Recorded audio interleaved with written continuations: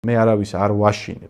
ჩვეულებრივი სტატისტიკაა კაცო. თუ ასე გაგრძელდა 15-20 წელიწადში ქართველები ამ ქვეყანაში ვიქნებით უმცირესობა. სხვა ხალხის გახდება ეს ქვეყანა. ეს იქნება ჩვენი მთავარი საბრძოლველი მომავალში. ეს იქნება მთავარი პრობლემა. ამაზე წლებია ჩვენ საუბრობთ და ვერავინ ვეღარ დაგვაბრალებს, რომ ეხლა გაგვახსენდა. ჩვენ საჯარო სივრცეში როგორც კი გამოჩდით, პირველივე რაზეც ვამახვილებდით ყურადღებას, როგორც კონსერვატორები, იყო სწორედ ეს დემოგრაფია და უკონტროლო მიგრაცია.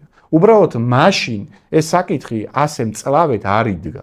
და ვიღაცებს ეგონათ, რომ რაღაც გადაჭარბებულია, გაბუქებულია და ჩვენ ეს არ გვემუქრება.